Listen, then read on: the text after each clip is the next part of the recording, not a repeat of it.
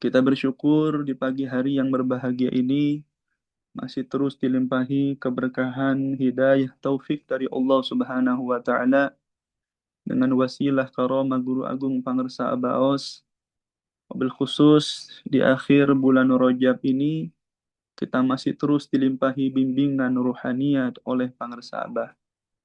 Ini merupakan kenikmatan yang sangat agung yang wajib dan patut selalu kita syukuri karena kita telah dibersamakan oleh seorang kekasih Allah yang dengannya kita selalu dibisahkan selalu mengingat Allah, yang dengannya kita selalu dibisahkan untuk selalu merasakan hudur kehadiran bersama Allah, yang karena beliau Guru Agung Pangarsa Abah kita juga dibisahkan mendapatkan hakikat sholat. Karena di bulan Rajab ini, seluruh umat manusia, khususnya umat Islam dimanapun berada, mereka memperingati Isra wal Mi'raj atau Isra wal I'raj Nabi Agung Muhammad Sallallahu Alaihi Wasallam. Maka setelah ketemu Hadratus Syekh Bangersa Abah, beliau dengan tegas, dengan kalam mulianya mengatakan, Isra I'raj itu bukan hanya untuk Nabi Muhammad Sallallahu Alaihi Wasallam. Kamu mau kapan? Kata pengersa Abah. Nah, sebab di dalam surat Al-Isra tersebut, Allah mengatakan Subhanalladzi asra bi'abdihi laylam minal masjidil harami ilal masjidil aqsa.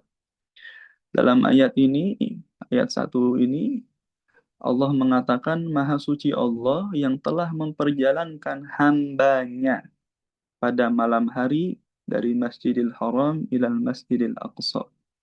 Alladzi barakna haulahu linuriyahu min ayatina. Yang telah kami berkahi sekelilingnya agar kami perlihatkan kepadanya sebagai tanda-tanda kebesaran kami.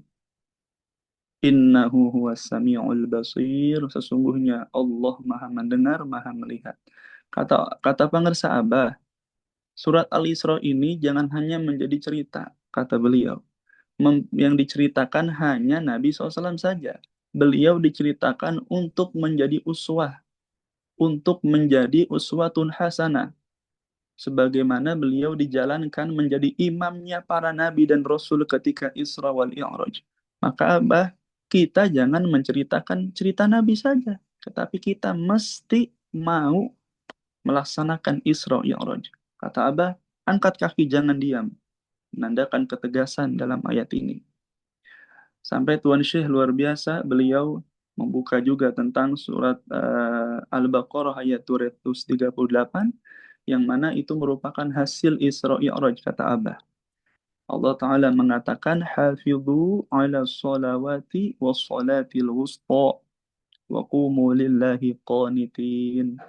Peliharalah semua solat, yakni solat 5 waktu dan solat-solat sunnah, solat syariat, dan solat wusta, dan laksanakanlah solat tersebut karena Allah Subhanahu wa taala dengan khusyuk. Nah, ini kata Pangeran Sabah merupakan hasil Isra I'raj. Ada dalam surat Al-Baqarah ayat 238. Kita diperintahkan memelihara semua solat. Kalau solat syariat kita tahu 5 waktunya, duhur, asar, maghrib, isya, subuh. Dan yang kedua, al-wusta. Apa sholat wusta? Kalau fuqaha mengatakan sholat wusta itu umum ahli tafsir, kita ketahui yaitu sholat asar. Karena berada di tengah-tengah antara subuh dengan duhur, terus sholat asar, dan maghrib dengan isya. Nah, yang kedua ini sholat al-wusta. Apa sholat wusta? Maka para sahabat dengan tegas mengatakan itu sholat hati, sholat kolbu, sebagaimana juga dikatakan oleh Tuan Syekh Abdul Qadir Jailani. Dimaksud sholat wusta adalah sholat hati. Apa maksudnya? Artinya kolbu tersebut mesti selalu mengingat Allah. Bahkan dalam ayat itu, kalau para ulama kita mengatakan bahwasanya huruf wawunya itu adalah mutlaqul jam'i. Jadi penghubung antara hafidhu ala sholawati wa sholatil wusta. Nah, huruf wawunya itu disebut mutlaqul jam'i, artinya yang menghubungkan. berfungsi sebagai kata penghubung atof. Jadi menghambungkan dua kata atau lebih. Maka artinya mudahnya adalah ketika seseorang melaksanakan sholat syariat, maka mesti ada sholat hakikatnya, ada sholat kolbunya. Sampaikan Abah dengan tegas mengatakan, tidak ditalkin dikir, maka tidak wajib sholat. Masya Allah. Maksudnya apa? Maksudnya sholatnya tidak akan sah, tidak akan diterima. Sebab dalam ayat ini, Al-Baqarah tersebut, huruf atof wawu mutlaqul jam'i itu tidak boleh terpisah. Antara sholat dohir dan batin, sholat syariat dan sholat hakikat mesti ijtima, mesti selalu bersamaan, tidak boleh terpisah. Walaupun, mohon maaf, ahli fikih berpendapat sah saja secara syariat. Tapi untuk sampainya sholat kepada Allah adalah bagaimana kolbunya hidup atau tidak dengan zikir.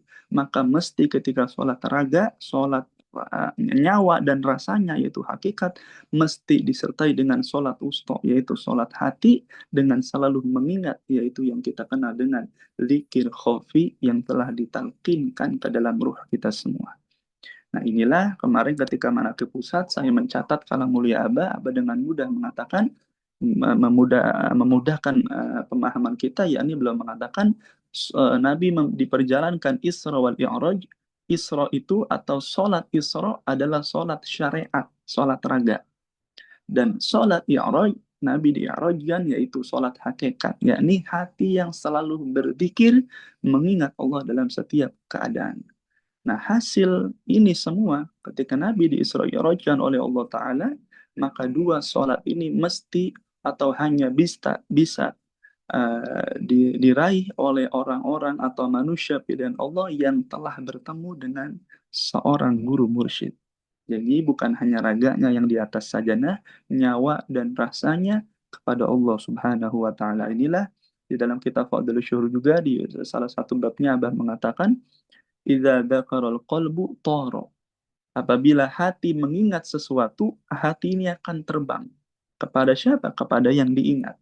Maka kalau tidak ditalkin, selamanya sholat kita tidak akan sampai kepada Allah Subhanahu wa Ta'ala. Makanya Abah dengan tegas juga sering mengatakan yang viral kalau mulia beliau itu banyak sekali yang beliau mengatakan sholat di Masjidil Haram adalah sholatnya kaum munafik gitu kan, dan banyak lagi kalam beliau. Mengapa? Sebab walaupun di depan Ka'bah, sebagaimana yang kita ketahui Abah sering mengatakan dalam surat Al-Anfal, wa makana sholatuhum indal baiti illa muka'aw wa tasdiyah Fadukul adab bima kuntum takfurun. Jadi walaupun sholat di depan Baitullah, di depan Ka'bah, itu dianggap main-main hanya siulan dan tepuk tangan. Kata Allah Ta'ala, itu karena adab atas kekufuran orang tersebut. Na'udzubillah min dzalik. Inilah kenapa mesti wajibnya talqin dzikir, karena untuk menghidupkan kolbu hati kita, untuk senantiasa mengingat Allah Subhanahu wa Ta'ala.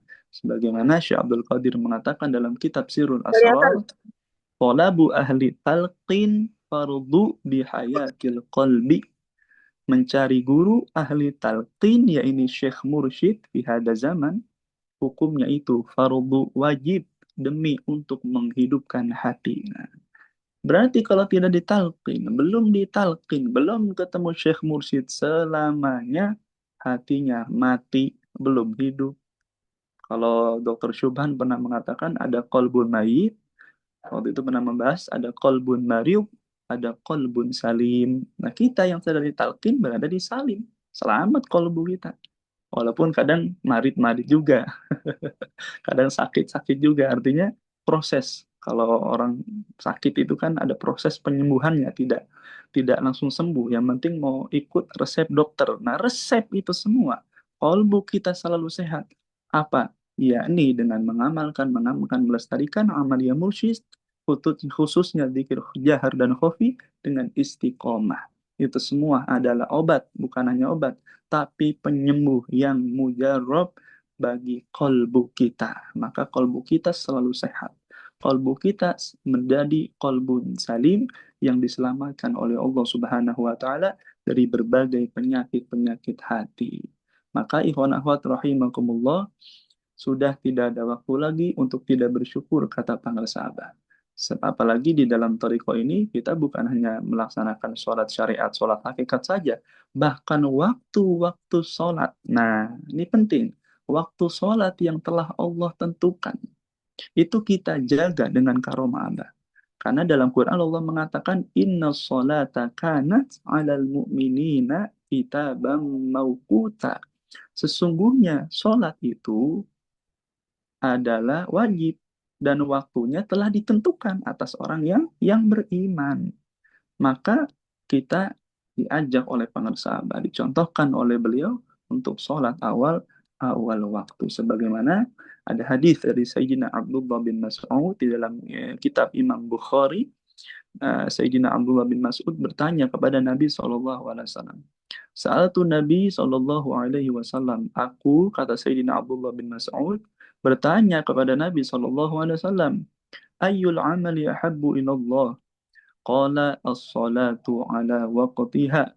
Qultu thumma ayyu? Qala birrul walidain. Qultu thumma ayyu? Qala al-jihadu fi sabilillah. Riwayat Imam Bukhari. Jadi ada sahabat Nabi namanya Sayyidina Abdullah bin Mas'ud radhiyallahu anhu.